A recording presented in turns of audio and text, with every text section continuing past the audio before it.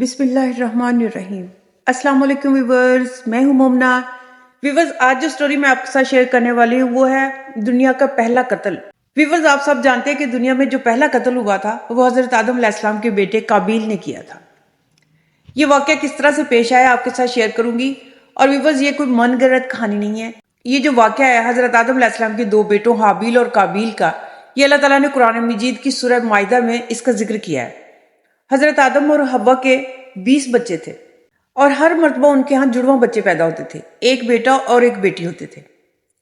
جو ایک مرتبہ پیدا ہونے والے ایک بیٹا اور بیٹی ہوتے تھے، اگلی دفعہ جو ایک بیٹا اور بیٹی پیدا ہوتے تھے ان کے ساتھ ان کی شادیاں کر دیا کرتے تھے تاکہ نسل آگے چل سکے، کیونکہ وہ دنیا میں آنے والے پہلے شخص تھے تو نسل تو اللہ تعالیٰ نے چلانی تھی۔ تو پھر اس طرح سے نسل چل رہی تھی کہ جو ایک مرتبہ پیدا ہوتے تھے بیٹا بیٹی، اگلی مرتبہ پیدا ہونے والے بیٹا بیٹی کے ساتھ ان کی شادیاں کر دیا کرتے تھے۔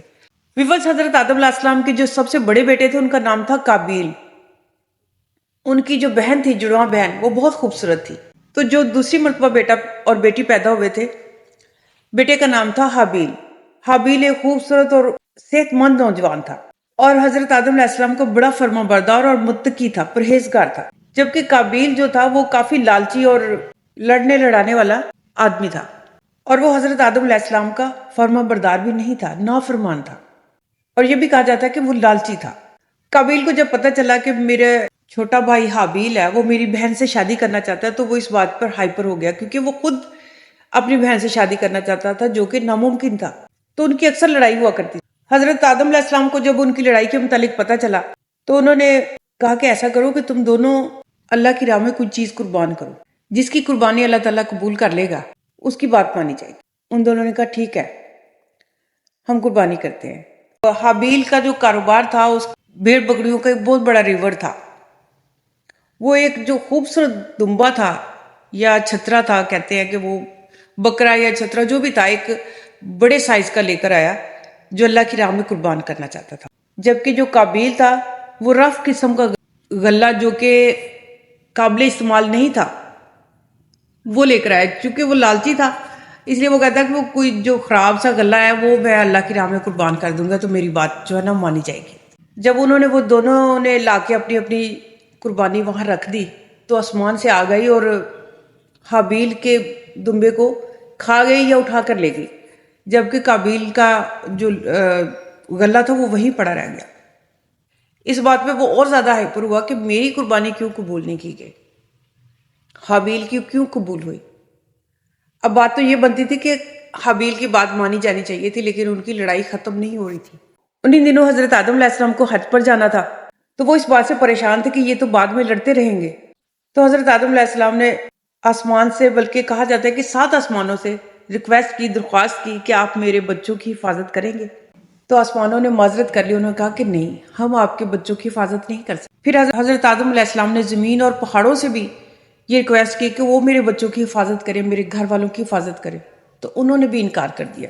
تو پھر قابیل نے کہا کہ میں کر لوں گا حفاظت، ابا جان آپ پریشان نہ ہوں، آپ حج پر جائیں، ہم بعد میں لڑائی نہیں کریں گے، یہ میرا آپ سے وعدہ ہے کہ ہم لڑائی نہیں کریں گے۔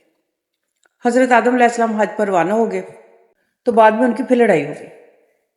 قابیل کہتا تھا کہ میں کسی بھی صورت اپنی بہن کے ساتھ تمہاری شادی نہیں کروں گا، جبکہ حابیل بضد تھا شادی کرنے پر۔ تو پھر قابیل نے کہا کہ میں تمہیں قتل کر دوں گا، اگر تم نے دوبارہ سے نام لیا میری بہن کے ساتھ شادی کرنے کا تو میں تمہیں قتل کر دوں گا۔ حابیل نے کہا ہاں بے شک تم مجھے قتل کر دو، لیکن میں اپنے وعدے سے پیچھے نہیں ہٹوں گا، میں نے شادی کرنی ہے۔ اگر تم مجھے قتل کر دو گے میں تمہیں کچھ نہیں کہوں گا، کیونکہ اگر تم مجھے قتل کرو گے تو میرے جو گناہ ہیں وہ تمہارے ذمہ پڑ جائیں گے۔ ویورز، حابیل جو ہے وہ ایک دن باہر گیا تو قابیل اس کو بہانے سے کسی دور جگہ پر لے گیا اور اسے قتل کر ڈالا۔ اسے قتل کرنے کے بعد اس کی سمجھ میں نہیں آ رہا تھا کہ اب میں اپنے بھائی کی لاش کو کہاں چھپاؤں، اور ویورز کہا جاتا ہے کہ وہ 1 سال تک بھائی کی لاش کو اٹھا کے پھرتا رہا، لیکن اس کی سمجھ میں نہیں آیا کہ میں اس کا کیا کروں، اس لاش کو کہاں چھپاؤں کہ جو کسی کو پتہ نہ چلے کہ میں نے اسے قتل کر دیا۔ پھر ایک دن اس کے سامنے 2 کوے آ کر بیٹھے اور آپس میں لڑنے لگے۔ وہ کوے بھی دونوں بھائی تھے۔ پھر ایک کوے نے دوسرے کوے کو مار دیا، قتل کر دیا۔ جس کوے سے قتل ہوا تھا اس نے زمین کو کھودنا شروع کر دیا۔ جب وہاں پر ایک چھوٹا سا گڑھا بن گیا، اس نے مردہ کوے کو اس میں ڈالا اور اس کے اوپر سے دوبارہ سے مٹی ڈال دی۔ قابیل یہ سارا منظر دیکھ رہا تھا، پھر کہنے لگا ہائے خرابی، میں تو اس کوے جیسا بھی نہیں ہوں، میری سمجھ میں یہ بات کیوں نہیں آئی کہ میں اپنے بھائی کو زمین کھود کے اس میں دفن کر لوں۔ پھر اس نے ایسا ہی کیا، اس نے زمین کو کھودا، ایک گڑھا بنایا اور پھر حابیل کو اس میں لٹا کر تو اوپر سے مٹی ڈال دی۔ ویورز، نبی پاک صلی اللہ علیہ وسلم صحابہ کرام کے ساتھ تشریف فرما تھے، تو آپ نے فرمایا کہ دمشق کے شمال میں ایک پہاڑ ہے جسے جبل قاسیون کہا جاتا ہے، اس میں ایک غار ہے جسے خونی غار کہا جاتا ہے۔ اس غار میں قابیل نے حابیل کو قتل کیا تھا اور حابیل کا خون ابھی تک وہاں موجود ہے اور وہ قیامت تک رہے گا۔ ویورز، قابیل کو اللہ تعالیٰ کی طرف سے سزا ملی کیونکہ اس نے ایک تو باپ کے ساتھ کیے ہوئے وعدے کو توڑا، دوسرا اپنے بھائی کا قتل کیا تھا جو دنیا میں ہونے والا پہلا قتل تھا۔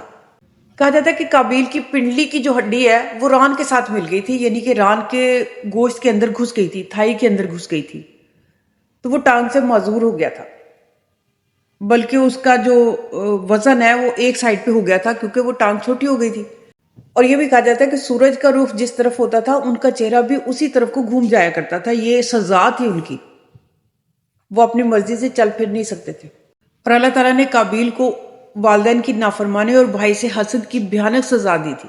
ویورز، یہ چھوٹی سی سٹوری آپ کے ساتھ میں نے شیئر کی، یقیناً آپ کو پسند آئی ہوگی۔ اگر پسند آئی ہو تو میرے چینل کو لائک کریں، سبسکرائب کریں اور بیل آئیکن کو پریس کریں تاکہ اس طرح کی پیاری پیاری سٹوری آپ کے ساتھ شیئر کرتی رہوں۔ اپنا بہت سارا خیال رکھیے گا اور مجھے دعاؤں میں ضرور یاد رکھیے گا۔ اللہ حافظ۔